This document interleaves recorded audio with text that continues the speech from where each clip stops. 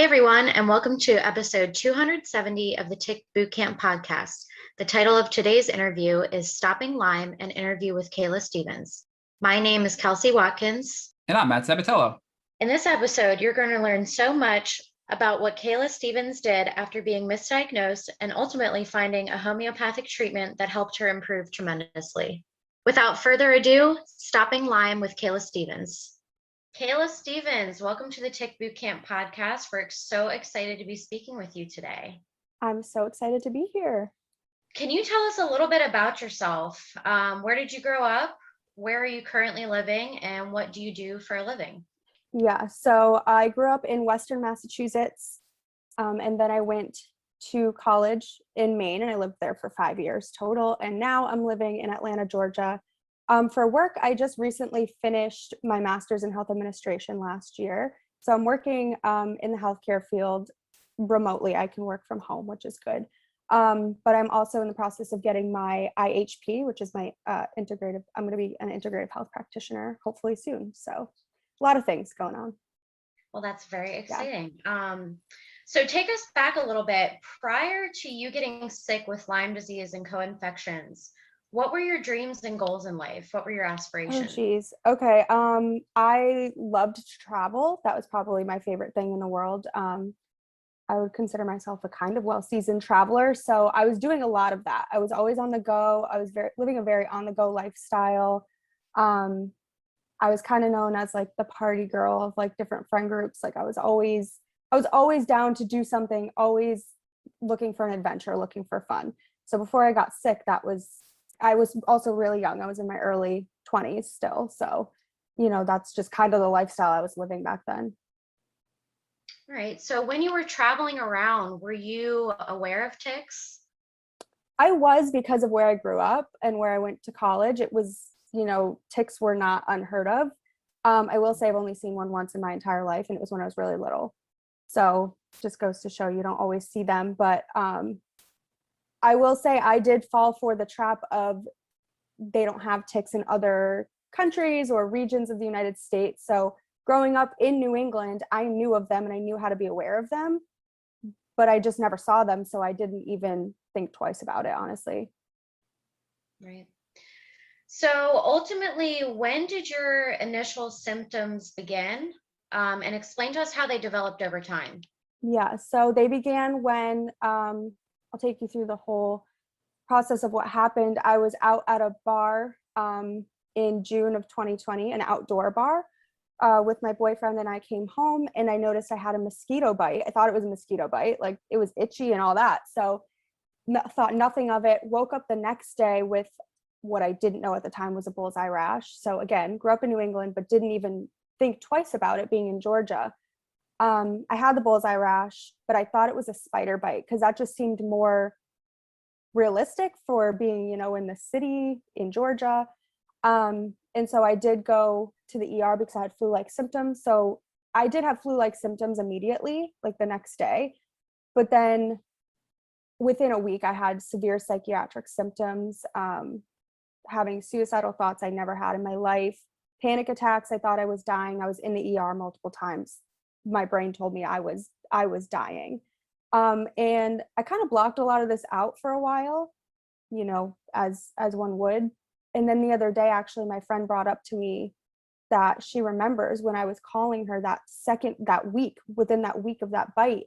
And I was calling her, telling her that my brain was telling me to jump off of my balcony. So it progressed super quickly. And I'd never had I've always had a little bit of anxiety issues. I've been diagnosed with general anxiety disorder before this, but it was nothing unmanageable. I've never experienced thoughts like that in my life. And I just, deep down, I knew that wasn't me and something was wrong. And it was very clearly all connected to me. So the bite and the symptoms.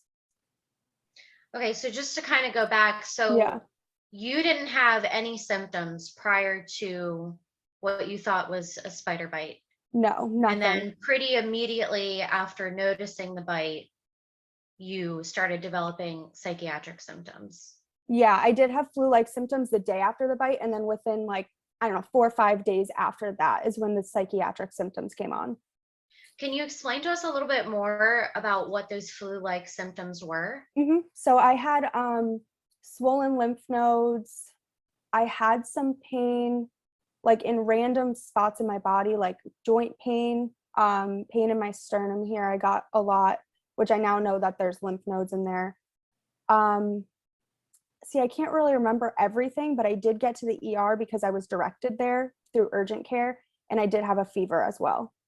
So definitely fever, swollen lymph nodes. I don't think I had like a sore throat or anything like that, but definitely those two things were there. And how long did these symptoms go on? Um, a long time. I still have some of them, if I'm being honest. So, 2 years. Most of my symptoms are doing a little bit better, but the swollen lymph nodes, the thing, I still do get that sometimes. And I didn't get fevers regularly after that. And how did your new symptoms that you were experiencing interfere with your goals and your aspirations, and traveling and the things that you Yeah. love to do? Yeah. So, well, to be fair, we were in the beginning of a pandemic, so I wasn't traveling as it was. So that was already affected. But I was in graduate school. I just finished my first semester of graduate school. So I wasn't, and it wasn't a program where I had the summer off. So I was still actively in school, and we were doing it from home because of the pandemic, which worked in my favor. But I mean, I couldn't even get out of bed for, I don't even remember, at least 6 months or more. So I was just doing school from bed. I wasn't able to honestly like do exams, do papers. Like I wasn't able to do much. I do not know how I made it through. I don't even remember. Like I don't. It kind of blacked it all out. But so it definitely affected that. I couldn't have a social life anymore. And that was kind of the turning point, at least here in Georgia, where people were starting to be a little social again. They're like, okay, we can go do things outside. And I was watching all of my friends kind of continue their life to the best of their ability during that time. And like I couldn't do that. So it was very hard. I think the hardest thing for me was watching other people go out and do things. Like with social media, you can't get away from watching other people live their lives. So I'm watching all my friends, everyone around me live their lives as if nothing's happening, and my world completely stopped. Like completely stopped, because there was a point where I thought my life was going to be taken from me for good, because I was like, nothing's going to change. I'm not getting answers. Okay, well, let's just jump back though to the point when you first had this bite, which likely could have been a tick bite, and then the day after you develop flu-like symptoms, and then about a week later you develop these psychological symptoms. Before the psychological symptoms developed, and you went to the emergency physician to go get your symptoms looked at with the flu, did they diagnose you with the flu? Did they look at the bullseye rash? Did they think that it could be Lyme disease? Did they bring up a tick bite? Was any of that ever discussed? Tick bite was not discussed at all, and it didn't even cross my mind at that point. Spider bite was what I was diagnosed with. And because I had previously had an issue with just, I think it's amoxicillin, just typical antibiotic, they gave me 2 different antibiotics. I don't remember what they're called now, but they gave me around 2 separate antibiotics, like 1 round of them. And they said, yeah, a couple weeks, like you'll be fine, no big deal. They basically said, we can test for this, but like, we're not even going to test. We're just going to assume this is a spider bite. And even if it's something else, this will take care of it, is basically what they told me. So in their mind, it was a no-brainer. You have a Yeah. spider bite, you have something from the spider bite, so we're going to give you antibiotics, and that's going to get your symptoms better, and you're going to go back to living your life, basically, they told you. That is what I thought was going to happen. Yeah, and that's what I was told. Okay, so now fast forward a week later. You're developing all of these really, really severe psychological symptoms, which you've never had before. And you talked about suicidal ideations, severe panic attacks, depression, thinking you were going to die. You mentioned all these things to us, right? And did you go back to your doctor at that point a week later and say, hey, what the heck? I'm a week into antibiotics, and what's going on here? Yeah. So what happened was, in the moment, I thought when this started happening, I'm like, I'm having an allergic reaction to the medications they gave me because it was nothing I never took before. So I'm on the phone with poison control, and they're like, no, this shouldn't be happening to you with these medications. Then I end up calling the ER that I was at, and saying, hey, just talking with whoever was there, a nurse that was working. And she was she talked me down from the panic attack a little bit, but you know how it is. It's like not one of those things where you can just talk yourself out of it when it's just not in your control like that. But she basically convinced me that I was feeling that way because of the state of the world, which I knew wasn't true, but I just needed an answer. So I just kind of rolled with it. And then it kept going on for days to the point where I knew I had to go to the emergency room. I was like, I thought I was dying. I was like, to my boyfriend, I was like, you have to take me to the emergency room now. I don't know what is about to happen. So I did end up back in the same ER after all of that. And the new doctor I saw convinced me, state of the world, you're having panic attacks because of the state of the world. Here's some Ativan. And he gave me a couple weeks worth of Ativan and sent me home. So you were dismissed twice in a 1 week window. So the first time you were dismissed was you had all these symptoms, you were given antibiotics, you didn't get better physically with your flu-like symptoms, but yet they said, it's definitely a spider bite, we don't have to do anything else. Now you're developing psychological symptoms and they're saying, well, the pandemic just started. It must be because it's COVID anxiety. And therefore here, take some prescription medication to help with your anxiety is what happened. Yeah. Yep. Okay.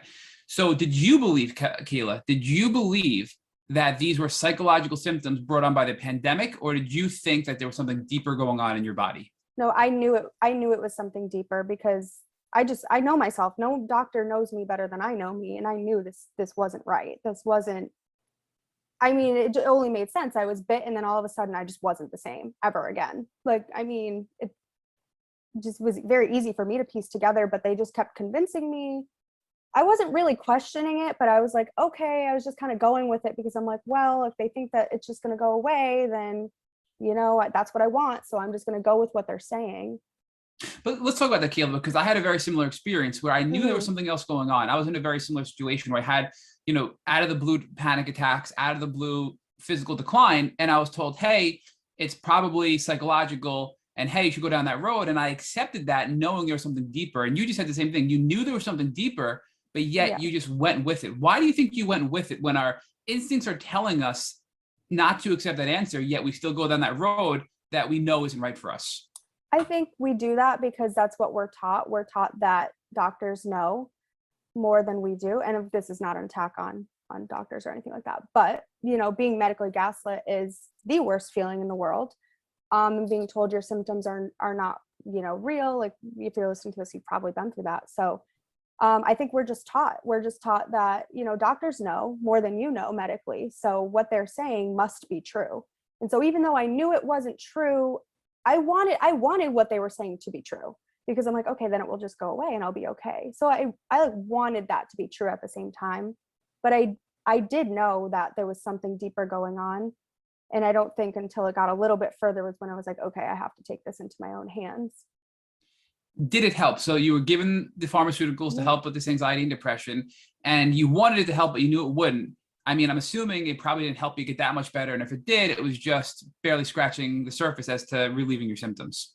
No, it didn't help. If anything, the Ativan, the anxiety prescription they gave me prolonged the action that I took because it was covering up my symptoms. So I was still having anxiety, but because they gave me 2 weeks worth of it, I was taking it every day and kind of suppressing it. And it took me a few more weeks to notice like, oh, this has actually not gotten better at all, till I ran out of the prescription and realized I don't have anything now to take for this panic and this anxiety.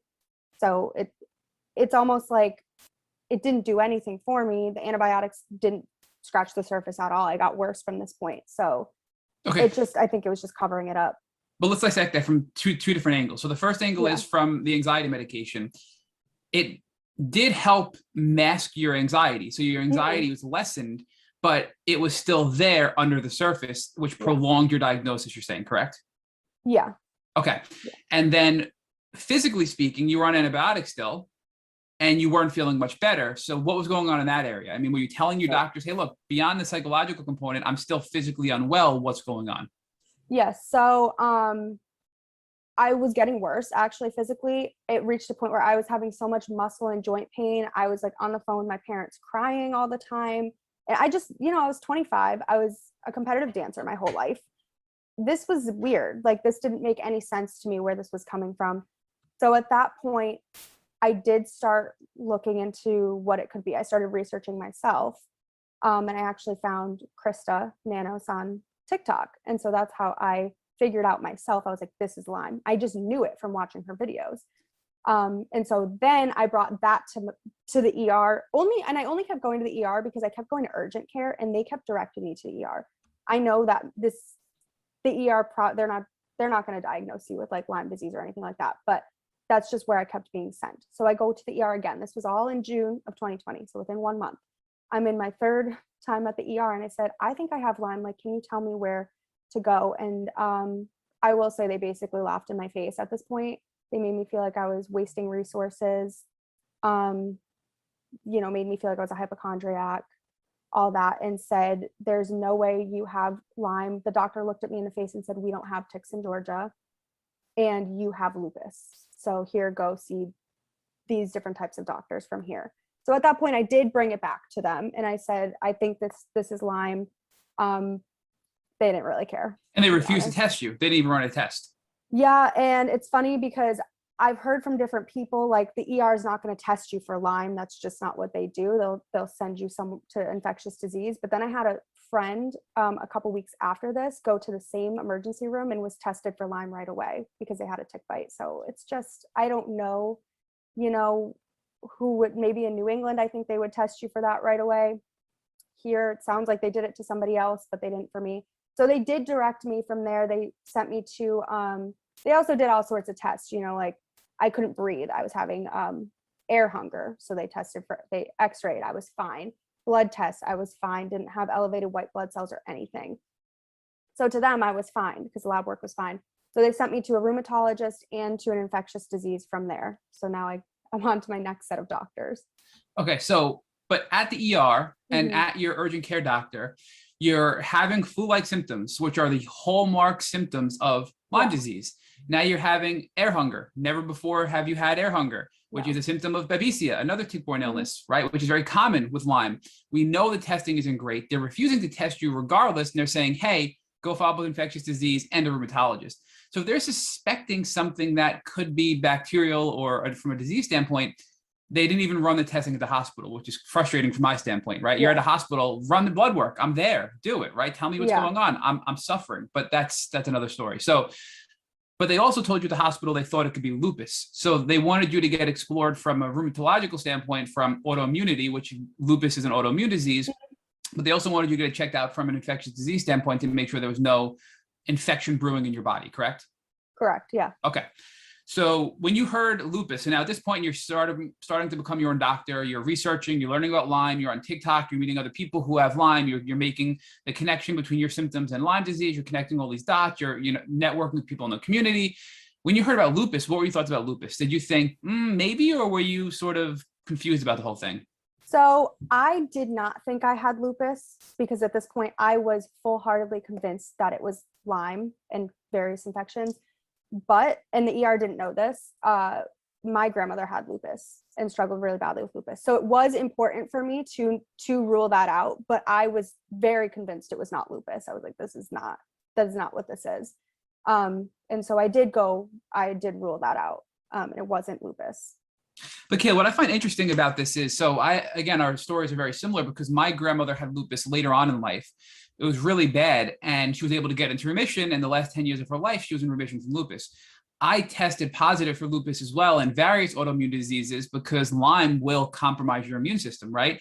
And I think I'm genetically predisposed to these autoimmune tendencies, and therefore it brought out this genetic expression of autoimmunity, which is popping all these autoimmune levels for many autoimmune diseases. But once I started treating the root cause, Lyme disease, co-infections, viruses, etc., my autoimmunity levels dropped from alarmingly high to within reference range to being normal. So do you think that there's something there that maybe, you like I are genetically predisposed to autoimmunity because it runs in our family, and that was brought out because you were compromised after being infected with Lyme disease?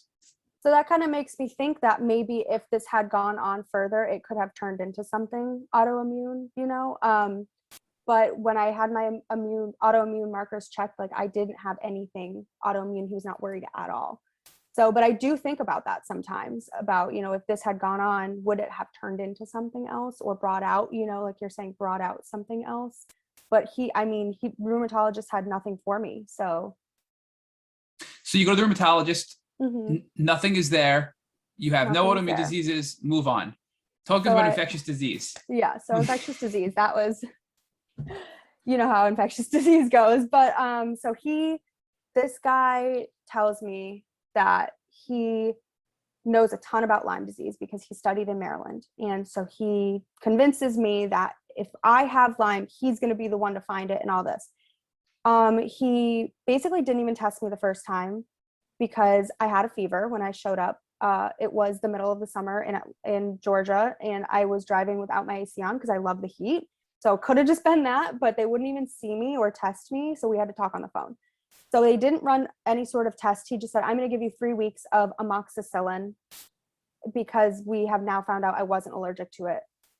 We just somehow narrowed it down to I wasn't allergic. I just had taken too much once. I don't really remember all the details of that. But he gave me 3 weeks of amoxicillin and said, if you have Lyme, this is going to take care of it. So that will help us narrow down what's going on. I am again convinced that I'm going to be fine in 3 weeks, even if I do have Lyme. Nothing gets better. If anything gets worse, my joint pain gets worse. Psychiatric symptoms are not even slightly going away. And so then I come back to him and he says, okay, we'll do the test now. And he told me, I don't know exactly what the tests were that I got done. But he told me it wasn't the typical Lyme test. He told me he tested a different way so that if I had he tested for antibodies essentially, but he was trying to convince me that it was not a typical test, but I think it might have been. It comes back, I have nothing, which is now we know is normal, to not show up, Lyme positive on your Lyme tests. And they're super inaccurate, but I didn't know that at the time. So, he ends up giving me doxycycline anyways for 2 weeks or something, very small amount of time. Then I come back after the doxycycline, I'm still not better. And he basically says that there's nothing further he can do for me. I told him, I'm having memory loss now. I was like, I can't remember things. I'm throwing my laundry in the trash. I mean, it was crazy. I was doing things I shouldn't have been doing at 25. Like I thought I had dementia at this point. It escalated, at this point. And he said, well, just do some puzzles, like crosswords and puzzles, because that will keep your mind moving, which I don't disagree with that, but that's, you're not going to wonder why I'm having memory loss at 25 years old. And he said, there's nothing else he could do for me to come back in 6 months if I'm still feeling sick, because it's possible that I had West Nile virus. He offered me a spinal tap at this point. But I just personally know a lot about spinal taps and people that have had them. And I just didn't feel like I was ready to explore that yet without looking at other options. So I refused the spinal tap at that point and said, no, I'll figure something else out. So that basically sums up my experience with infectious disease. I saw him 3 times and he sent me away saying it's possibly West Nile virus, but couldn't diagnose me with anything else. So Kayla, looking back now, knowing what you know now, do you think that these allergic reactions and the weird symptoms that you were having after starting the antibiotics, do you believe, looking back, that was actually you having Herxheimer reactions? Possibly, yeah. I didn't even think about it like that, but that would make sense. I was just thinking, I've always thought because I was so sick and my illness was progressing and I wasn't treating properly. But yeah, that actually makes a lot of sense too. The reason I asked is because the same thing happened to me. I started having these crazy reactions, and I remember at one point wanting to call 911 because I thought I was allergic to these medications. Yeah, that does make so much sense. But yeah, I guess I just always thought, they're not treating me the way I needed to be treated. And so it's just progressing quickly and getting, I was just getting worse, but that does make sense. Lupus is on the table, not lupus. Maybe West Nile, but let us know in a few months how you feel. I have to wonder, is the introduction of these psychological symptoms causing these other doctors to, and I know you don't want to be critical towards doctors, so I'll say this, do you think that they were being lazy? Well, she doesn't fit any traditional diagnosis and she has some psychological symptoms, so we're just going to say it's mental health and kind of write her off to that side of the medical world. Do you think that had an impact on doctors wanting to really help you get to the root cause? Yeah, I think so. And yeah, when I say I don't want to be critical towards doctors, I say that because I have a lot of nurses in my family and doctors in my family who I know like that would never be their intention. So I just want to make sure I'm not talking about everybody when I, stereotyping everybody. But I mean, and you have a master's in healthcare administration, so of course you don't be negative toward which doctors. is ironic, which is ironic because I do feel so differently about the healthcare system now, obviously, when you go through something like this. But I do prefer now in my journey more natural, holistic options. So I will say, after everything I've learned, I think doctors, it's not even necessarily that they're being lazy all the time. I think they're doing what they are taught. Like, this is such a bigger issue than just one single doctor. This is a system-wide education issue. So I think they're not taught about Lyme disease the way that it actually is. They're not taught to look at root causes. They're simply, a lot of them do not know how to do that. So, but yeah, I agree. It could also just be pure laziness of being like, well, I explored the few things I know, so move on. It could be a mix of it all.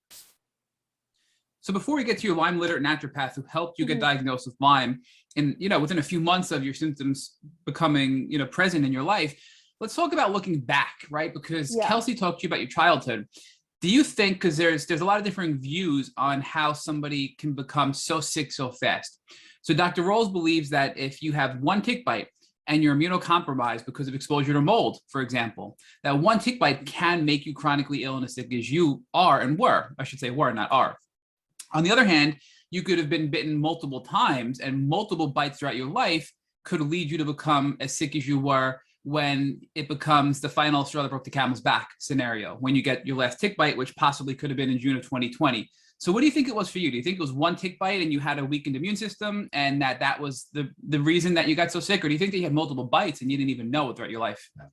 Yeah, so as of recently, we'll get into that, but I was given more information by other doctors that have told me that I was actually infected previously to 2020. So, and looking back, I was going to school in Northern Maine. I could name 10 people off the top of my head that I know from my college time that have Lyme disease. So, I mean, it's so common up there that it makes so much sense to me. And it kind of makes sense as to why I progressed so quickly like that. But also I have been exposed to mold as well. So it really, I think it could go so many ways for me. So it's really a toxic soup, right? You were reinfected various times throughout your life. You were exposed to mold, which weakens your immune system. We know it all comes down to your immune system. We talked about your pivot to natural health, which we're going to go to in natural medicine. But now let's focus on your diagnosis with, well, I guess first of all, how did you find your Lyme literate naturopathic doctor after being failed by infectious disease? The rheumatologist, the ER doctors, the urgent care doctor, everybody saying either you're crazy, you have all these other diagnoses, or come back and see me in a few months. Like, how did you find a Lyme literate doctor that you knew would be able to help you after being so let down by so many doctors? Yeah, so this was the turning point in my journey, and I owe a lot of these people, I feel like, my life. So I love to tell this part. So I already mentioned I found Krista on TikTok, and I was convinced I had Lyme by speaking with her. And, she did tell me to find a Lyme literate doctor, but I guess I didn't totally understand what that meant at the time, because I just thought, oh, finding another infectious disease doctor that believes me. Like, I just, how we're taught that that's the one way to get healthy is through the typical Western medical system. So I was still had my blinders on. I just didn't know better. So I'm calling my family. All my family's like, it's okay if you just have mental health issues. Like, it's okay. And I'm like, but I'm telling you, like, nobody could understand what was going on. So, Kayla, I'm sorry to interrupt. Even your family doubted you if you were really sick. It sounds like your family thought maybe you were just mental health issues, right? Well, yeah. And it's not that they were doubting me. I think it's just like we were trying to make sense of it. And that's all people could make sense of, was that it's okay if you have mental health issues. Like, that's all we could make sense of. I also live very far away from my family. So the only person who watched me physically go change this was my boyfriend. I was living with him this whole time. So he's the only one that could, and I mean, he's not me, so he can't understand from that point of view, but he watched it happen. So he's probably the only one that was like, okay, this makes no sense. So basically a cousin of mine had heard, not from me, but from another family member, what was going on. And she happened to work with a guy who had Lyme disease so bad that he was diagnosed with lymphoma, had all of his, multiple lymph nodes removed, diagnosed with Parkinson's, and everything under the sun for years and years and years. And so now that he is better, he spends his life advocating. So she directed me to him, who got on the phone with me within a day, no problem, was so happy to speak with me, tell me his story. He says he gets 30 to 40 calls a week, I think is what he told me, from people in the New England area with these issues. So he directed me to his Lyme literate NP. And so I was going home to visit in Massachusetts a few weeks after I spoke with him. So I set up an appointment with her, and I saw her, and she took my blood and she said, yep, Lyme. And she's like, I'm going to give you, I think we did doxycycline for 3 months just to like lower some loads. And then we were going to like take it from there. I wait the 3 weeks for the IGeneX test is what we ran. And it came back positive, like very positive. And I didn't do the full like co-infections panel. I just did Lyme, yes or no, because at the time we just needed an answer. Like it just wasn't, I didn't really care at that time. So we just ran yes or no. And I didn't totally understand how to read the test at the time, but since then I've showed other doctors the same test, and they're like, there is no doubting that you have Lyme from this test. So that's how I got my diagnosis finally. And I do love telling that story because it's almost like a miracle that worked out the way it did. Thank God, right? Because Yeah. there's so many different parts of your story where you could have been failed even more than you were failed in your own life, right? I mean, how many people have Lyme disease and don't even have it as a thought in their mind that they can have Lyme disease, right? You at least you got sick, you thought Lyme, and you found a doctor to help you get the proper diagnosis. I often wonder how many people are out there that are sick and suffering that have other diagnoses but really have Lyme disease and are suffering greatly and don't know any better. But I think about it all the time. And so it's on one hand, yes, you're very blessed. But on the other hand, let's be real. It sucks to have chronic Lyme disease, right? So you have to have a drive to fight to get better. And if you don't have that drive, like clearly you had since the beginning when you started doing your own research, you're not going to get better. I mean, looking at you, obviously talking to you today, we know that you've made significant progress in your healing journey because you wouldn't give up. You kept fighting, and you've done, I'm sure, a ton of things to heal, which we're going to talk about now. But before we go there, actually, let's talk about, so you went home to Massachusetts, you're visiting with your family, and I want to talk about your health at that time, right? So physically, where is your health at this time? Mentally and psychologically, where is your health at this time? And what was your family's reaction to you when you went home? Because that only your boyfriend saw you decline. So now that you're going home and they see how sick you are, how did your family respond to you? So that's tough because what everyone says about people with chronic Lyme is you don't look sick. So I feel like people still couldn't totally understand because I looked the same. I mean, I definitely had dropped a little weight, and I've always been very tiny. So that's noticeable because I had so many panic attacks and so much anxiety that I would say I didn't eat for the whole summer of 2020. I mean, I was doing smoothies. Like I've always been very into nutrition and health. That's what I went to school for. So I've always, I know eating is important. But I was so sick, I couldn't do it. So I dropped some weight. So people definitely noticed that. And I wasn't eating certain foods anymore because I was doing the research and I was putting the connection between sugar and my panic attacks and gluten and my symptoms. So I started doing that. And I think people actually started to question if I had an eating disorder. I would say that was the biggest thing during that time for me, is people maybe were confused if like why I was acting that way.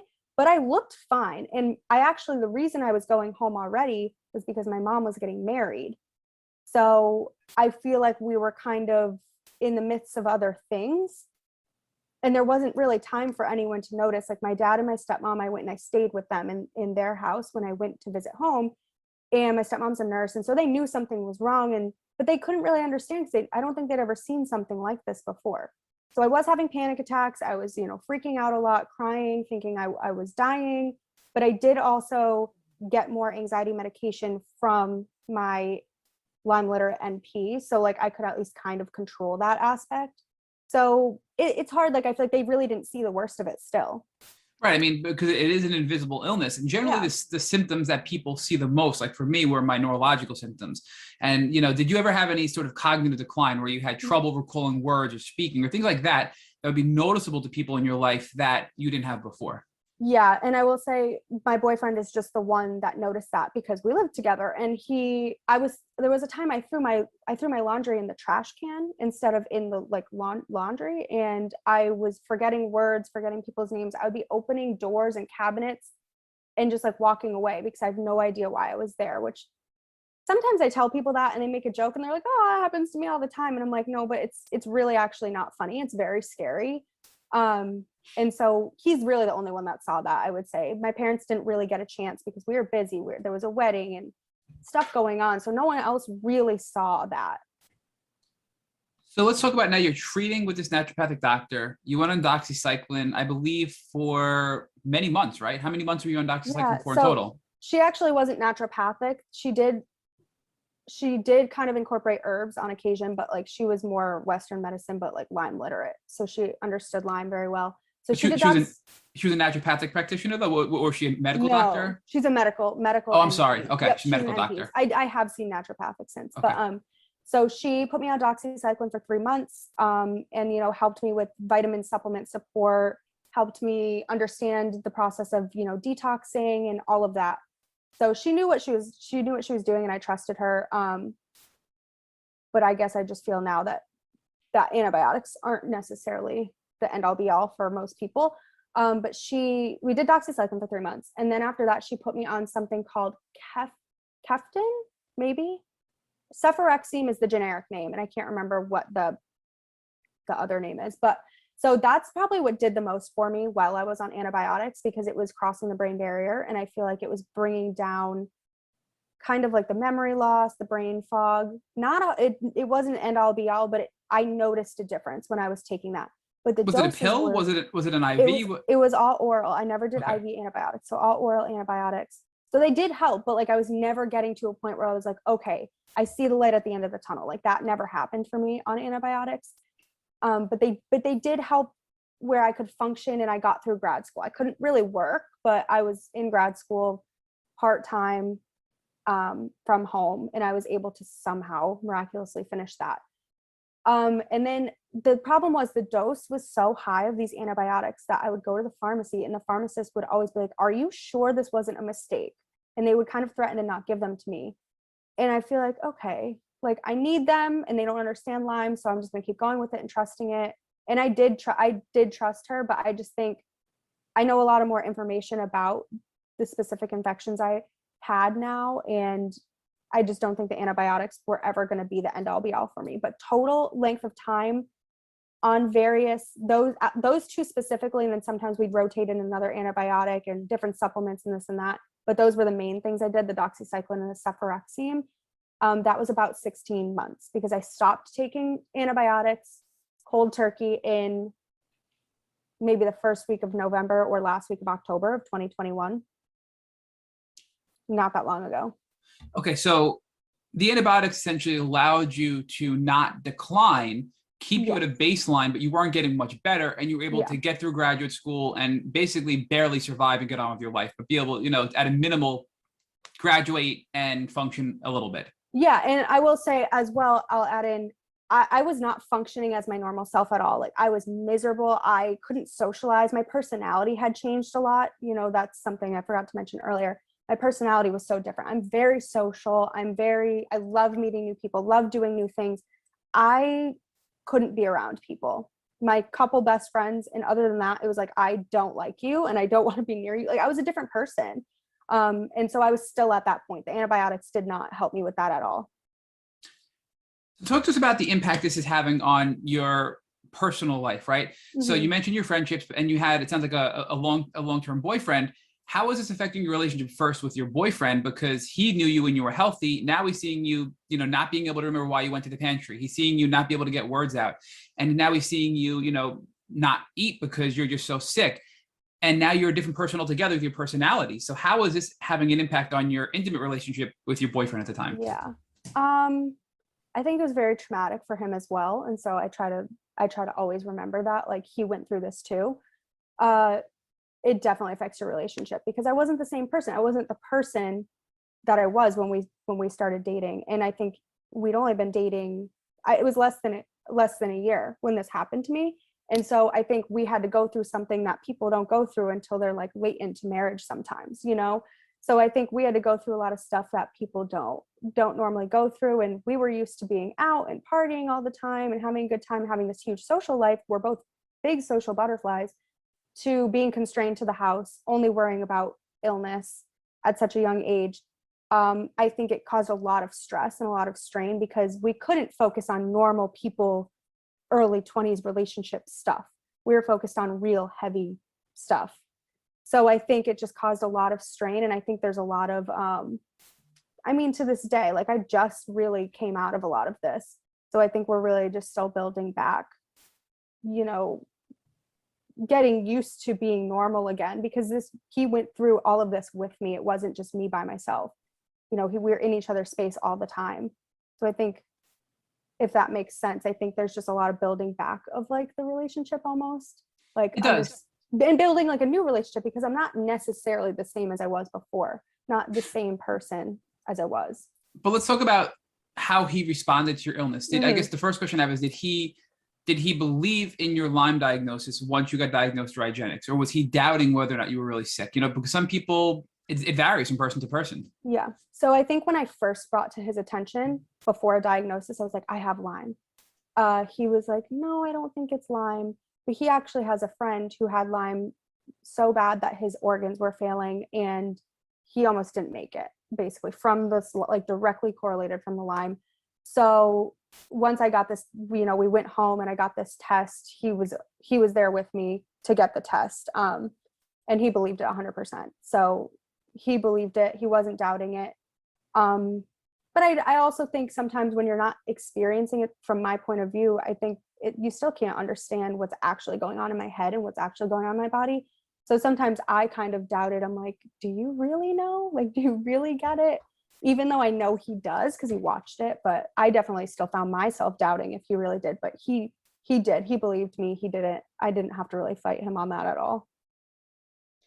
So Kayla, once he finally understood what was going on, you got your diagnosis and he accepted it as well. Mm-hmm. Did he help explain it to your friends and family members that weren't so sure and just thought it was psychiatric issues or an eating disorder? Did he help explain that to them? Mm-hmm. Definitely with my dad. I know like him and my dad spent some time on the phone a few times. So I think in that case, yes. But I think to my close friends and family, I did all that. I explained it to them. I didn't really need his assistance necessarily in that case. I think explaining it to people that we weren't super close with, but like casual friends, was very hard for both of us, because it's like, it was just very hard. It's hard to explain it to people you're not close with in general. So I think we kind of didn't even really try very hard at that. So I will say he did help when it was needed, but honestly, I talk a lot and I have no problem telling people that I'm close with my problems and what's going on. So I didn't necessarily even need assistance most of the time. Talk to us about November of 2021, because that's when you decided to stop taking the antibiotics after, I think you said, about 14 months. So Yep. what made did you make that decision, or was it your doctor made that decision? And why was that decision made to stop treating with antibiotics when in reality you were just sort of sustaining your level of health and not improving? Yeah, so this story actually goes back to about a year ago, March 2021, when I started to consider other options, because at this point it had been close to a year and I just knew myself and I was not getting anywhere close back to my normal self. And I think, it can take a long time, but I was still convinced this was absolutely an acute infection. There was no reason I should still be this sick. So I just started looking into other options, and I ran into a girl on Instagram. Her name at the time was Love Your Quirks. I think it's different now, but her name is Jessie. And she kind of explained to me Lyme Stop a little bit. And she's like, oh, hey, there's a podcast on it. Go listen to it. I listened to this podcast where they interviewed Dr. Tony Smith. And there was something still telling me like, no, maybe not yet. Wasn't ready to let go of the antibiotics, because I just was, again, still blinders on, convinced that was the only way. And so I did call Lyme Stop and they were able to get me in May, but I just wasn't ready to commit, because I'd have to stop the antibiotics. I just wasn't ready to do that. Drop a lot of money out of pocket. If I wasn't sure, I wasn't going to drop that kind of money. So I put it off, but I kept going back to the podcast. I kept listening to it. And I just kept feeling like drawn to this podcast. I listened to it like 6 or 7 times. So finally, I think in June, after, I missed the opportunity the first time to go, I called them and I got on the wait list, but they couldn't get me until November. Maybe it was July. Either way, it was around that time. And I was like, you know what? I'm signing up. If I lose my deposit because I decide not to go, then I do. So I signed up. And at that point, I'd felt called to go. I was like, I keep coming back to this podcast and I feel so good when I listen to this podcast. Like this guy is going to heal me. I was just convinced. And so I signed up, and then I knew I was going to have to go off the antibiotics in November. So I just kept doing what I was doing and working with my Lyme literate NP up until then, because I was like, maybe they'll bring me to an even better place before then. I'm not going to stop treating. But that's kind of what prompted me to stop. Was I found this other treatment that I really wanted to give a full chance. But I just couldn't do it until I was fully ready to commit. And so, eventually I was fully ready to commit. And so that's why I stopped in November, is because they have you stop 2 weeks before. But because I was so scared of encountering panic attacks again, because I'd gotten them mostly under bay, like I wasn't having them super actively anymore. I had anxiety all the time, but I wasn't thinking I was dying. And I was so scared of going back to that place that I said, is there any way I can take them up until the treatment? They said yes, but I ended up 1 week before I stopped, I think, was what I decided to do. And yeah, I'm glad I did. Okay, let's quickly, just for our listeners, talk about Lyme Stop, because we've had other people on, like Ashley Bellinger, who have treated at Lyme Stop and have had success. And we've heard a little bit about it, but one of the things that we always hear is what is Lyme Stop, right? Yeah. I mean, it's very vague. So how I understand Lyme Stop is they use magnets to target areas of your body that are known to be prone to where the infections are, I guess, most prominently located in your body. And they use these magnets to essentially activate your immune system to hone in on the pathogens, Lyme and co-infections, to allow your immune system to do what it was designed to do and kill off all these bad things in your body. Is that accurate? I mean, I'm not even sure if that's correct. So that's pretty accurate. But I will say it's a little bit more specific on where it's not just a general location. They actually use muscle and energy testing and like they call it craniobiotic therapy, I think is what they call it. And it's what they've created themselves. So they can kind of target specific areas based on where your infection is. So it's not necessarily just general, like they found I had X infection in this part of my body, so they'll target that part. That may be different for, like, if Kelsey went, that might be totally different. So it is very like bio individual, but yes, the magnet thing is accurate. It does it like almost alerts your immune system, triggers your immune system to go and hone in on that specific infection, like you said. So yeah, that's a pretty good way of explaining it. So the energy testing helps the practitioner identify what parts of your body to address. You use magnets on those parts of your body. And I'm trying to simplify it so I can understand it. I'm just trying to break it down, right? Yep. So we're using these magnets on those parts of the body. And then those magnets are invoking an immune response, even in immune compromised people, to allow your immune system to become strong and then kill off these pathogens. And it's not the magnets that are actually treating, it's the immune system that's treating, but the magnets are allowing your immune system to focus again and hone in on these pathogens, correct? Yes. Yep. That's a good way to explain it. Okay. So how long, I mean, did you have to go physically to Lyme Stop? And if so, how long did you have to stay there? I mean, that must have been, an experience, right? It was. So I went in November of 2020. I flew out to Coeur d'Alene, Idaho. Well, I flew into Spokane, Washington and drove to Coeur d'Alene. And I had to bring my boyfriend as well, because they said, we need to treat your partner for EBV if you both have EBV. So you're not passing that back and forth and you can actually get better.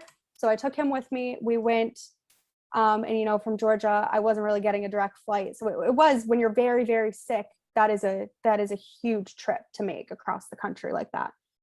So we go, and my treatment was over 2 days. So I probably spent, 3 or 4 days total there. But I will say the experience was really great, just in the town in general. Like, we ended up loving the town, and like, I kind of want to go back to visit. I loved it so much. And I could feel like that I was going to heal from this just when I showed up there. So I had a good experience there, but it is so hard to get yourself across the country like that when you are that sick. Again, not everyone is in my location that goes there, and there is one in Wisconsin as well. I just chose the one with the shortest wait list. There's 2 doctors that kind of work together. Yeah, talk to us about what it was like the first time you went and got the magnetic therapy, when it was waking up your immune system. How did you feel during and immediately after the treatment? So a lot of people, I'm in a Facebook group with people that go to Lyme Stop. I follow people's stories. I've been following them for, over a year. So I know what it's typically like to go here and go through this. I will say, I think mine is very rare. at how good I felt so quickly. People do not really have the reaction that I have. So I went and I had my treatments on the first day.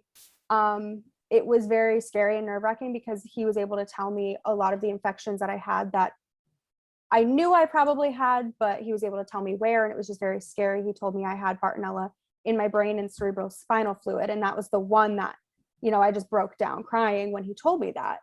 And Kayla, you know, Bartonella is a pathogen that's extremely often associated with psychological symptoms, and you had this rapid onset of psychological symptoms, right? So now it's all coming together and making sense, right? it was super validating. It was so validating, but yeah, it was very scary to hear that, because I'm like, I knew this, I did know it, but just to hear it, you're like, I can't believe that this is my life, you know? And so he ended up finding 10 different co-infections essentially, and a few other things that aren't necessarily Lyme related, but you know, your body is as a whole needs to be treated. So but the experience was good. It was different because I'd never done any sort of holistic treatment like this. Essentially, I have, you know, played with herbs and in supplements, but nothing like this. And I really had to put my full trust in it. But he did such a good job of explaining it and making you feel confident in it when you're there, that it was just great. But physically, I would say I was tired. I was fatigued. I was, you know, a little stressed, but nothing super out of the ordinary for how sick I was. And then on my flight home, he's like, you know, some of these symptoms, it's going to be attacking an infection one by one, your immune system. So some new symptoms might come on that you haven't had. Basically expect anything. So I was prepared. I was expecting absolutely anything. I got on the plane to go home. I hadn't had a panic attack in at least 6 months, like full blown panic attack. Had one on the flight.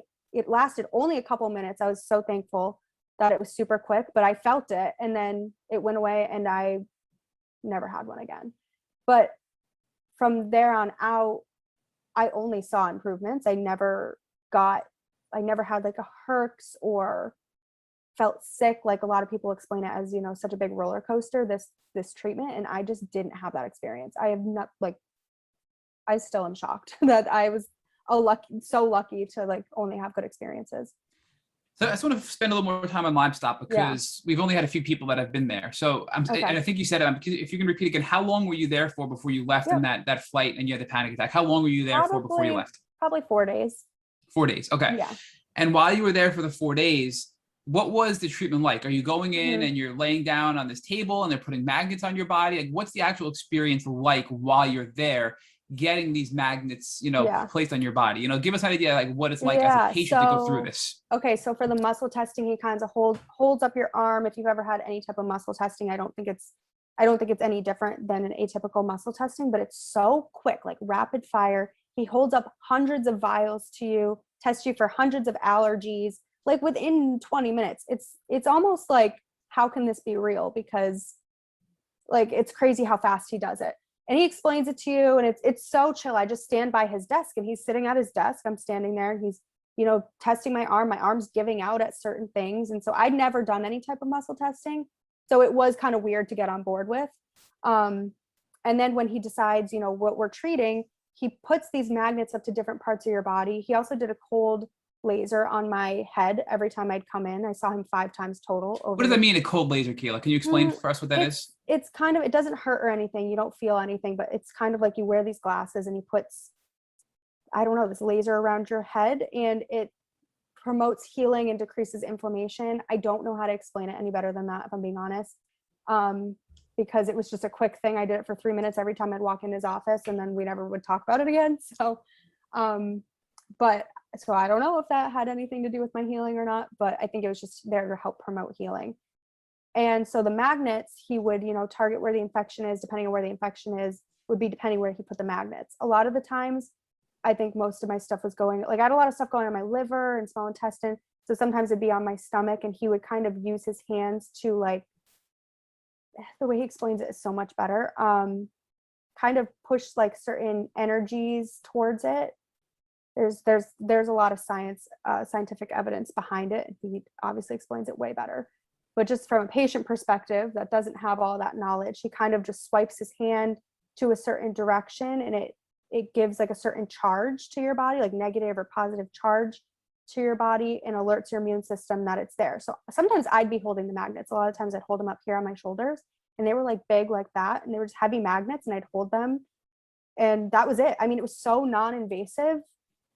It's actually crazy to think that that did what it did for me. But that's like from the patient experience, that's it. And I saw him 5 times over 2 days.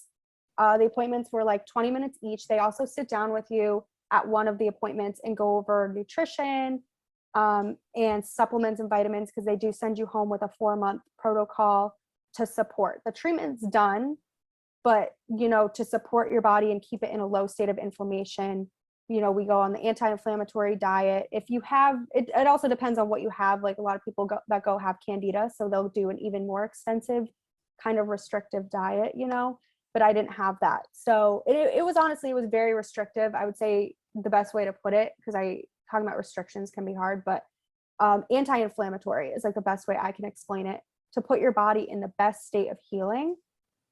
And so that was tough. 4 months of, I was kind of already doing that though, this whole time.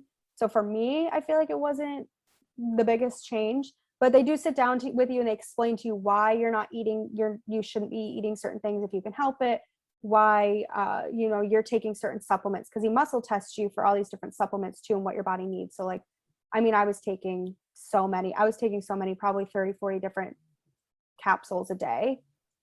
And they also put you on like a little liver cleanse for a few weeks, just something like a powder that's really great for your liver. And none of this stuff has like added sugars or added gluten. And so it's really clean. And so that's kind of why I liked it too, is because I felt like that was a big piece of my healing, was the anti-inflammatory diet piece that I'd been working on for like a year and a half before this. So, I mean, it's very extensive. It's also very bio-individual. So, Kayla, going back to how they kind of diagnose you when you initially arrive at Lyme Stop, is it just the muscle testing that they do, or do they also do blood work to confirm these infections or anything going on with your immune system? It's just muscle testing. So it's super non-invasive and very quick. So I remember when I was newly diagnosed and first entering the Lyme world, I had heard of muscle testing, but I didn't really understand what it was. And once I started looking into it, I know there's different ways that you can do it. You can do it to yourself, just holding on to a supplement and asking your body yes or no. For those people who don't know what muscle testing is, there are certain ways you can do it where your body just acts as a pendulum and just tells you yes or no. So explain a little bit more in depth how they use the muscle testing to diagnose these infections and other things going on with your immune system. Yeah, so he had these books of vials, and they all held different drugs, different, you know, types of things that would treat certain infections essentially. And some of them might have even been holding infections. I honestly don't know. It happened so fast. But he will hold that up to your body in certain places, and he'll be holding your arm, and my arm would essentially give out when my body would react to certain things. And that's how he would be able to tell if I had that type of infection. And then from there, he has certain points. It's a treatment. He created this next step. So like, I don't know if I can explain that super well, but he has certain points on the body that he'll touch and then do the muscle testing again, kind of to see where the infection is. But to tell what infections you have just in general in your body, it's kind of just typical muscle testing, where he'll hold up a vial to your body and see how your muscles will react. And so that can tell you, like last time I had to go back, I was testing very heavily for a drug that treats mycotoxins. And so he could kind of tell my body was asking for that drug for them to treat the mycotoxins essentially. So it's not like do you have this, yes or no, but it's kind of like, well, my body's reacting to something that would treat this, or reacting to something, you know, it's reacting a certain way to certain things, and that can kind of, you know, get you guessing. That was kind of going to be a follow-up, was do they also do the muscle testing for all of the supplements and medications that they prescribe to you as well, just to kind of confirm that your body is saying yes or no to these things? Yeah, so he muscle tests for all of that. So when I went back, he muscle tested me again for a lot of the supplements that they had me on. And he was able to tell me, you know, if there were a few he suggested to stay on if I wanted to. And that was super cool too, because you can bring to him on your first visit supplements that you've been taking per your other doctors, and he'll muscle test you on if you really need them or not. And so I was borderline hypothyroid for a while. Like I didn't have hypothyroidism, but one of my doctors was concerned that it was getting there. And so I brought to him my thyroid supplement. That was the only one I really was like, okay, should I be taking this or not? Other than that, I was just going to trust what he said. And he tested me for it. My body was like, no, you don't need this particular supplement. So then I never took it again. And I don't think I have issues with thyroid anymore.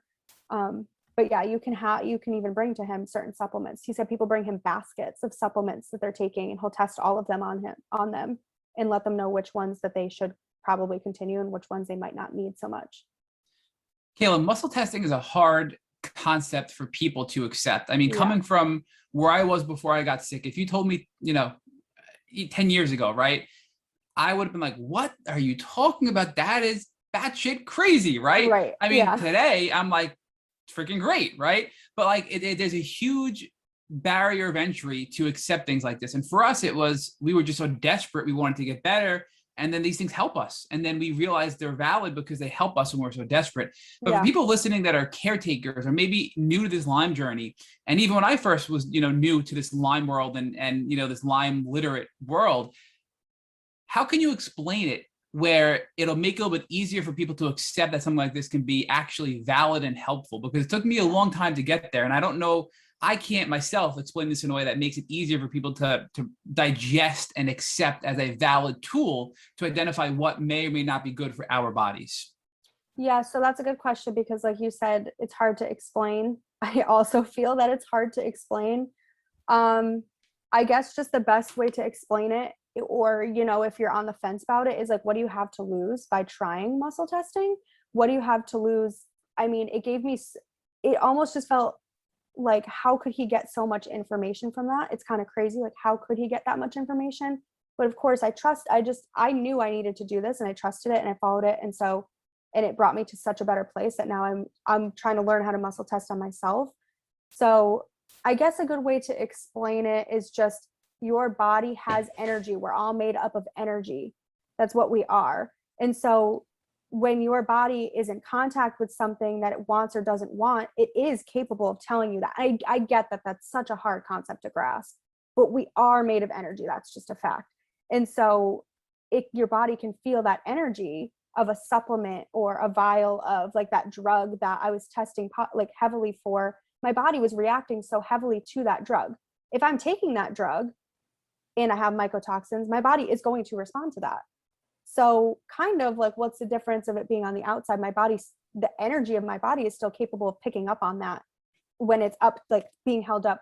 If you can't see me, I'm holding my hand up to like my chest area. Like that's where we would put it sometimes, like just up to my chest, and my body's capable of reading that energy and feeling that if it wants it or not. So I know that's probably not the best answer everyone's looking for. No, but I think it's a really good explain. It's a good answer, Kayla, because it's non-invasive, as you noted earlier. Mm-hmm. There's zero risk. It's not uncomfortable. You literally stood by his desk and were just chatting with him while he was testing you. And you said chill. Hundreds of supplements were done within minutes, right? So it's a short period of time, non-invasive, zero risk. And you only have something to gain, nothing to lose from it, right? So that's why people should explore this, because a lot of people listening are new to the Lyme community or have been in the Lyme community for quite a while, but we all want to get better. No matter where we are, we can still make a little bit more improvement. So why not try something that can help us get a little bit healthier and improve our lives a little bit more, right? And that's the approach I take towards this kind of stuff. And it's also a matter of physics too. I mean, what did Einstein say? Everything is energy, and that's all there is to it. Yes. Exactly. Yeah. And so you don't have to go to Lyme Stop to get this type of testing. There are so many people out there that do muscle testing or energy testing. Also, a lot of people will call it kinesiology, which is funny because that is what my undergrad degree is in. So really came full circle on that one. But so there's other people out there. You don't have to go all the way to Idaho like I did to get this type of testing. But this is specific for the testing. For the actual magnetic therapy, that's exclusive to Lyme Stop, correct? Yes, this specific type, yes, but there are other people. I've heard very good success stories with other types of biomagnetic therapy that aren't necessarily Lyme stop, but the way he does it that's slightly different is he has specific points on the body that he can kind of navigate and find exactly where certain infections are. But you can go see somebody else that does biomagnetic therapy. It just might not be as geared towards Lyme, I guess, is what I'm trying to say. Right. Let's dig a little bit deeper on that one, right? So Mhm. Lyme stop and biomagnetism, but specifically Lyme stop, I know it's not just for Lyme disease, but it's for all of the known co-infections, right? It includes things like Bartonella, Babesia, Ehrlichia, Mycoplasma, Mycoplasma pneumonia, Chlamydia pneumonia, the Protomyxoa, the Rickettsia, the HHV6, the cytomegalovirus, the Epstein-Barr virus, and a ton of other co-infections, right? So people that are listening are like, I have so much going on. It's not just Lyme disease, but biomagnetism and Lyme stop is a honed in specialized treatment that's going to target not only the Lyme bacteria, but a ton of other bacteria, viruses, protozoa, parasites, etc. Correct? Yeah. And I mean, I have my paperwork here too. I can read to you if you're interested what I actually had. Oh, please. We'd love to know what you had. Yes. Oh, let's geek out. Let's do it. Okay. So there's a lot on here. So it's going to take me a couple minutes to get through it. I have one side of my sheet of papers is not Lyme related, and then one side is Lyme related. I'll do the Lyme related first. So for co-infections, and then he also kind of tells me where they were located in my body. And that's kind of crazy too. So I'll tell you that. So I had Borrelia, which is bacterial Lyme disease. I had that in my blood, my spleen, my lymph system, and my bladder. I had Babesia in my blood and my spleen. I had Bartonella in my brain, cerebral spinal fluid, small intestine, my blood, and my spleen. I kind of forgot about that one because I was so focused on the brain that I was like, I forgot I had that all over the place. I had Mycoplasma pneumoniae in my blood and my spleen. And then he has these different Lyme viruses listed out. So like, tick transmitted, or however you got your Lyme, transmitted viruses that don't have names that he's just discovered over time. So they don't have names, they just have numbers. But I had 5 different Lyme related viruses in my small intestine, and then one of them was also in my blood and my spleen. And then I had the cyst form of Borrelia in my small intestine, so like the egg form. And that was it for Lyme. That was it. That's for it. Lyme. Oh, come on. But there's so many others on here that I didn't have, like Ehrlichia and all the, like I didn't have any of those. So you just infected in your brain, every single organ in your body, your blood. Organ. I mean, pretty much every single part of your body is infected with the tick-borne illness, but that's it. No big deal. Yeah, it's really nothing, guys. And then I'll tell you what he found. So when he's doing all this testing, he's finding things that aren't just Lyme related, because your whole body matters. If you're immunocompromised, you're not going to get better if you're not addressing everything, essentially, is how he explains it. So he found Aspergillus, which is a type of mold, in my sinuses. He found protozoa in my small intestine, which I think is some sort of parasitic type infection. And then he found parasites in my small intestine. And then he found a random virus in my liver. And he found EBV, Epstein-Barr virus, in my blood, spleen, and lymph system. And he found that I had mercury toxicity specifically in my liver. So he'll test for heavy metals too.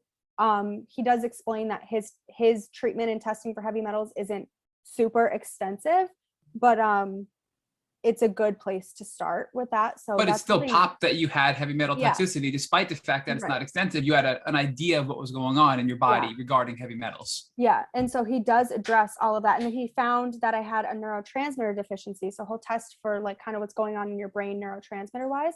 And he found that I've been lacking GABA in my brain, which when he told me that and he explained what GABA was, it made so much sense. I've had insomnia and sleeping issues, probably very severe, since 2017-ish, which again could be related to this. I'm not sure.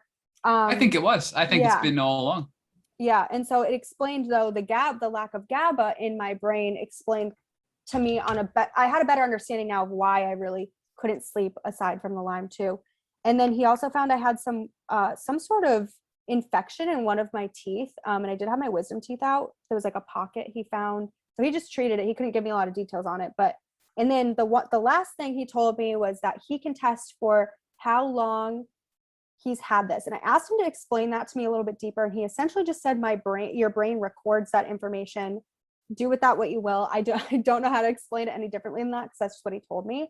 And he said that I got bit when I was 20 years old, which was in 2015, because I am born in the beginning of the year. So in 2015, all of 2015, I was 20 years old in college in northern Maine, the middle of nowhere, where it's a tick party up there.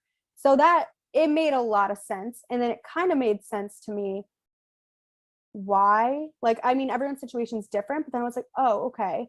So that could explain why I got so sick so fast too, because some people don't get sick that quickly, or, you know, maybe just, we just don't hear about it. But Oh, you had mold exposure too. I mean, that, right. yeah, the perfect storm, truly. I really did. And so, yeah, I mean, I know that was a lot, but that's what he diagnosed me with on my first trip to see him.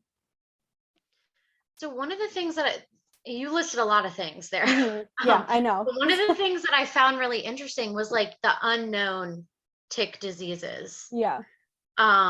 Which I don't know if you've read the book Bitten, but I know she talks about what is the unknown disease that she talks about in there, Matt.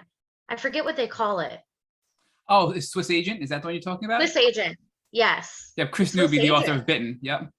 And I've often wondered, I'm like, is that why a lot of us with Lyme disease become chronic? Is it the Swiss Agent? Is it some unknown tick disease? I mean, new diseases are constantly coming around. I mean, a new one recently was the Heartland virus that was found in 6 states. I saw that. So I find that very interesting. Yeah. And so he doesn't put names to them. He just calls it, on my paper, it's Lyme virus A, Lyme virus B. They just have numbers. And I think he keeps adding, like, over years when he starts finding these new things. I think it's just, he just keeps adding. Or maybe it's just like other species of Borrelia. So like Lyme specifically is Borrelia burgdorferi, but then there's other species of Borrelia, like Borrelia afzelii, garini, and there's a whole bunch of different ones. So maybe it's different species of Borrelia that just haven't been found yet. Right.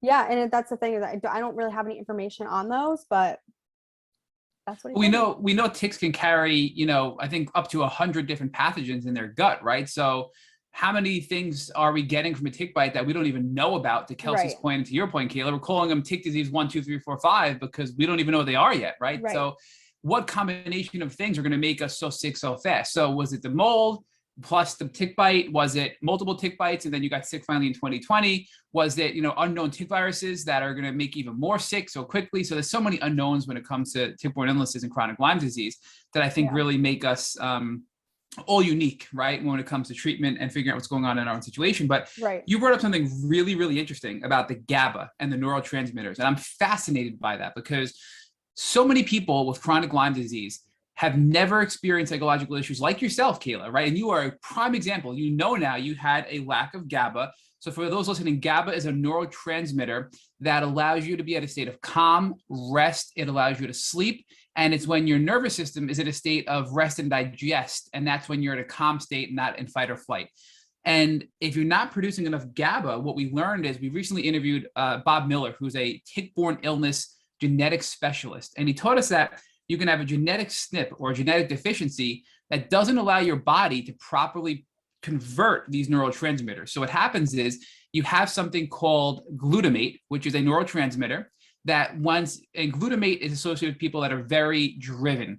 It makes you very motivated. It gives you energy, but in high quantities, it can cause severe anxiety, depression, overstimulation, and even hallucinations, right? A lot of neurological symptoms.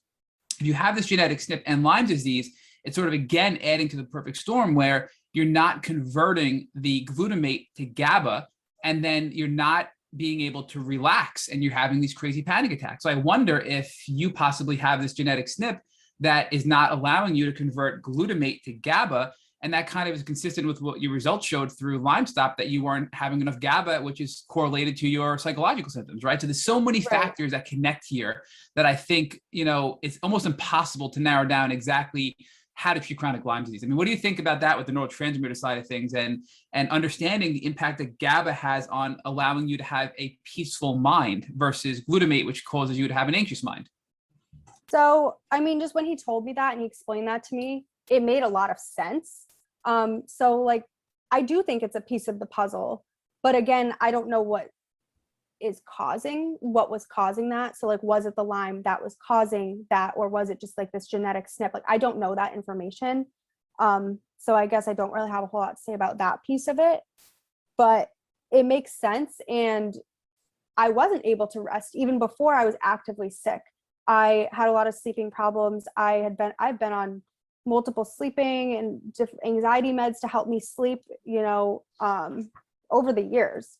So once he actually, while we were treating, he gave me something I was taking a lot of GABA, essentially supplementing with GABA to help support, which I'm not taking anymore, but I was. And I just think that was another piece of the puzzle. Like, I needed that to help support me through that treatment. And I was able to get off. I mean, this is now, we're going down a different route here, different story, but that anxiety medication that I was taking back in the beginning of my story, I had taken for well over a year every single day to sleep because I couldn't sleep without it. And it is addictive. And by addressing that piece of the puzzle, I've been off of it for months without even a thought of it. So I think for my story, that was huge. So in my opinion, of course, this is just a guess, right? It was twofold for you, because what we learned from Bob Miller is that oftentimes many people have this genetic snip with the glutamate and the GABA, and they manage it until they get Lyme disease, and then your body can't manage it. So maybe you had this genetic snip, you were managing it because you were healthy enough, and you kept getting bit by tick after tick after tick. You had mold exposure, and now together, the Lyme disease caused psychological issues, the glutamate caused psychological issues, and that was just too much for your body to be able to just function with. And then you just crashed, right? And now you have to rebuild your body. You have to treat the Lyme using Lyme Stop to target your immune system to kill all of the pathogens with Lyme disease, viruses, bacteria, protozoa, etc. And then you had to address the GABA deficiency, which you probably had your whole life. And again, it's just a guess, right? But collectively for you and your story, Kayla, that helped you get to the health that you're at today, which I know is pretty great, right? Yeah. And so, like, I don't know if I have that genetic snip. I don't know, but I think it was a huge piece in supporting me, because I always ask myself, okay, I'm having this symptom or this symptom, or I'm not sleeping, right? Or I'm always anxious, but why? You have to ask yourself, what's the root cause here? So, just supplementing with GABA wasn't going to be the end all be all, but it did support me through that treatment, which I think in turn did help. So before Kelsey finishes up and talks to everybody and you about your transformation, what you're doing today, I mean, and your awesome work on social media and helping the community and giving back, I want to just focus on the present. I mean, in March of 2022, you stopped, the 4-month regimen of supplements with Lyme Stop. I mean, you told us on your pre-interview questionnaire that on average, you're about 80% recovered. And on some days, you're 100% when you're not home because you didn't get mold in your home, right? So, I mean, you're taking yourself out of the mold. You're pretty much fully recovered at this point. So what is your life like now compared to when you were at your worst? And give us an idea of things you're doing today that you never dreamed of doing when you were at your worst and super sick. Yeah. Well, there's just so much. I'm like, where do I start? So after my treatment for a while, I was actually working 2 jobs. And that was wild. I wasn't even able to work one before, but I was doing it from home, but I was doing it. I was working a full-time job and a part-time job on the side, because during my treatment, I was like, I'm not going out. I'm not going to see anybody. I'm going to keep to myself and focus on my healing. So why not just keep busy?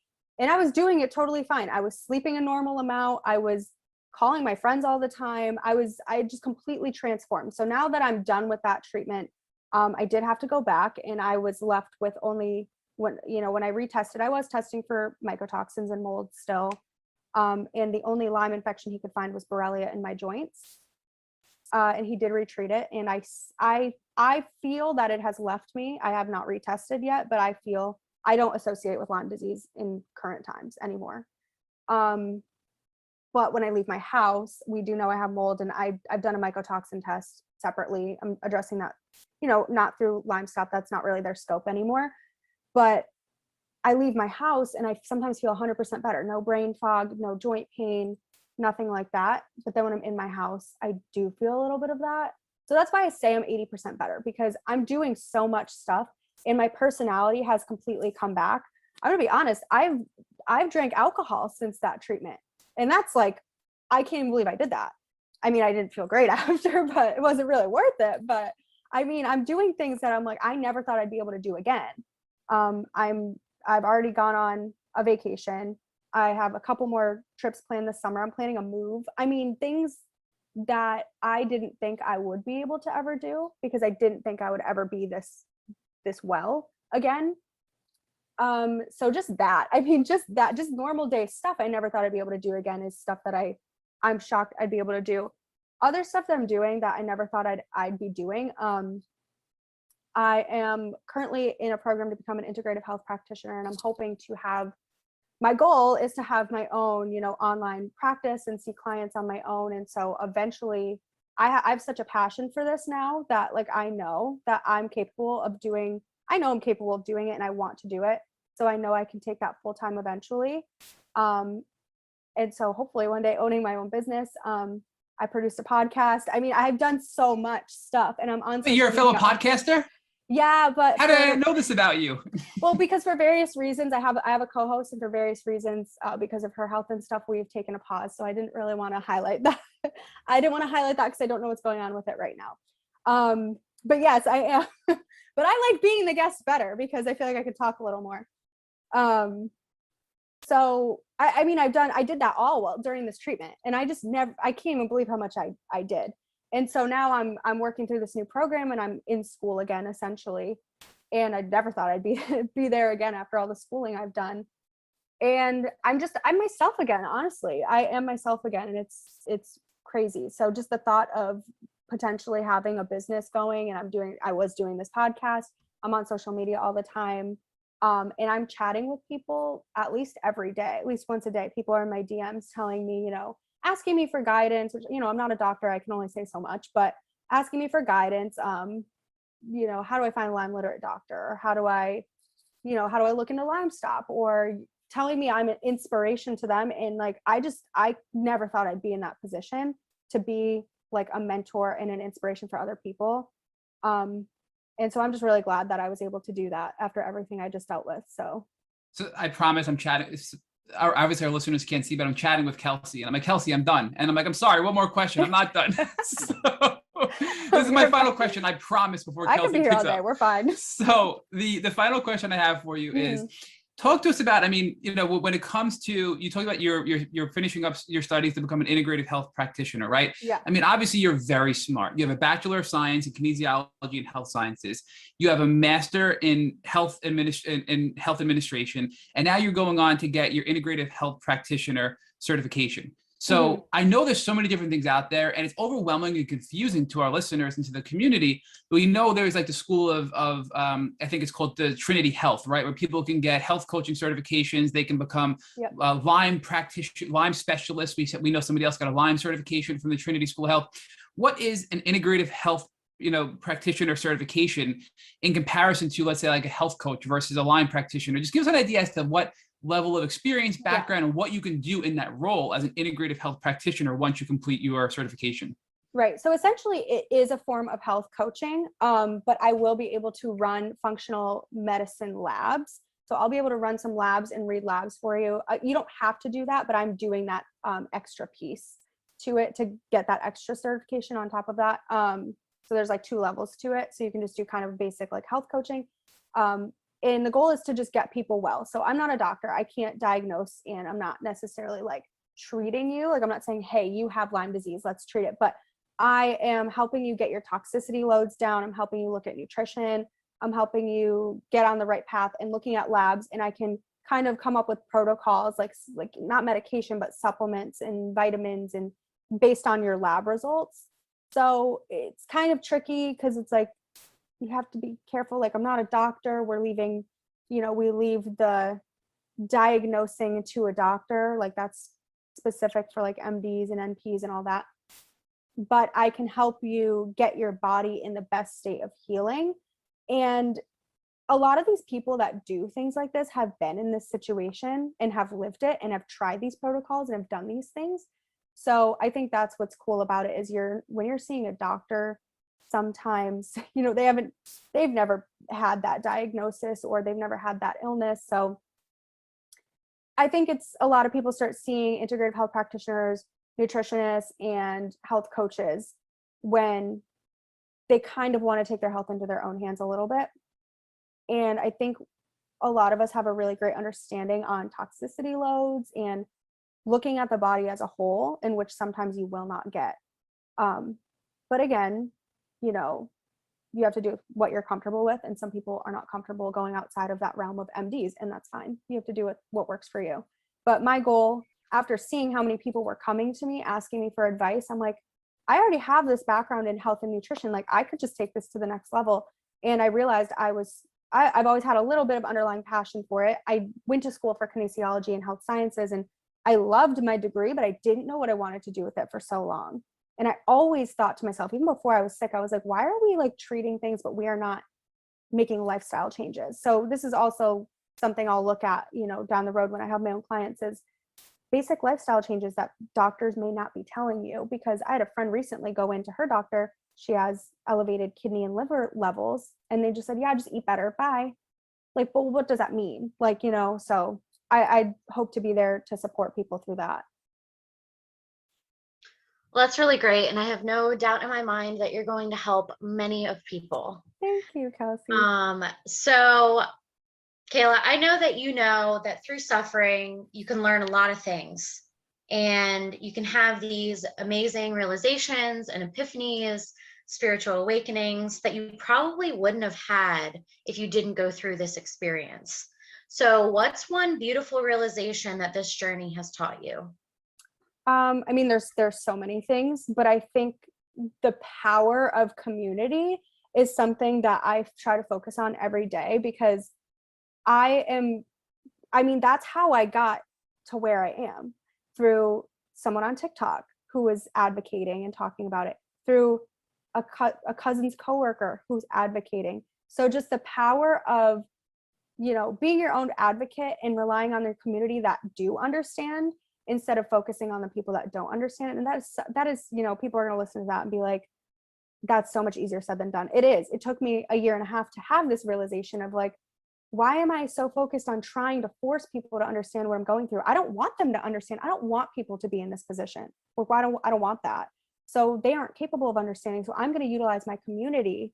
There are so many people out there. It seems like there aren't, because of the way Lyme disease, and I mean, this can go for other illnesses. This can go for other things. You can apply this to anything, but Lyme disease specifically, it seems like there's nobody out there that has it, but there actually are so many. You just have to try to utilize your resources and make the connections. If I didn't network and connect with people who understood what I was dealing with, I don't know where I'd be right now. You know, I don't know where I'd be. So I think just relying on community and navigating where there are people who do understand you in any aspect in life is very important. And so now I try to look at that, and I try to apply that to other pieces of my life now as well, because even though I'm doing better, people and I'm a lot more social. I'm seeing old friends again. I'm seeing people again.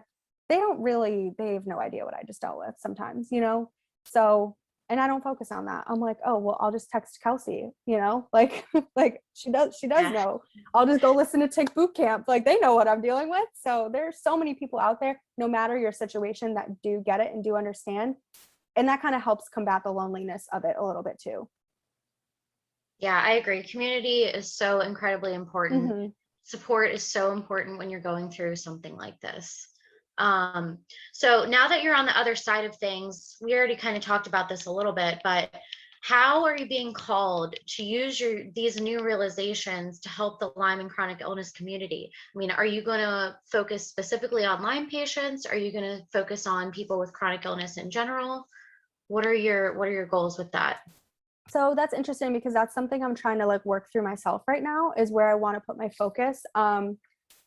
It's funny, because a few weeks ago I found myself a little bit down and depressed about this journey, because it can get very heavy when people are messaging you all the time. Like people email me, people are on my TikTok, on my Instagram, and I'm getting messages from all over the place of people. And I'm like, I wish I could help them all. But I mean, currently that is out of my scope. Like, you know, I can do what I can do, and I was like, this is getting really heavy. I don't know if this is what I'm supposed to be doing. And then I swear the universe always like kind of smacks me in the face. And I was kind of working with a friend as like a little case study, just kind of directing her on like what types of doctors to see. It could be this, it could be this. just kind of a little tester. And she texted me the other day. I didn't ask her to send me this. And she said, I'm so emotional right now. This is more help than I've gotten after spending thousands of dollars on naturopathic doctors, Western medicine doctors, listing all these doctors that I've been a better help than. And I was like, wow, okay. I know I'm doing what I'm supposed to be doing. Like, I feel like I'm supposed to be helping people heal. And so every time I even question myself, I'll get a message from someone being like, you're so inspirational. And I'm like, it's the universe telling me, like, stop questioning yourself. But in regards to if I want to focus just on Lyme, not necessarily, because I think, like, you just heard my whole story, and it's not always just Lyme, that there's always something else. So focusing just on Lyme wouldn't really be focusing just on Lyme, because when you're focusing on Lyme, you have to focus on everything. So that's kind of like, I can't really just focus on Lyme. But I also do have an interest in other chronic health issues. Like I said, I watched my grandmother struggle with lupus my whole life, before she passed. So, I do have an interest in other things. I also do just have an interest now in lifestyle changes and preventative health and preventing these things. So I think as I go forward in my program, I actually did just start it not that long ago. So I think as I move on, I'll find my groove and find out exactly what I want to do. But I could, promote myself as like, I understand Lyme disease very well, because I think I do. But I also think I don't want to just stick to that, if that makes sense.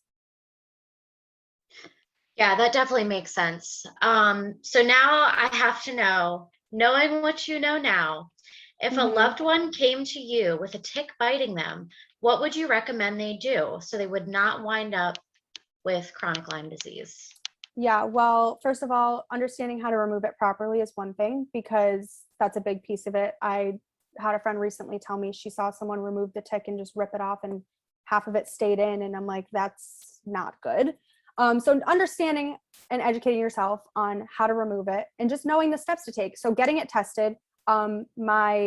Where I had done my undergrad at University of Maine, they actually do testing. You can send it in there, which is where we think I initially got bit.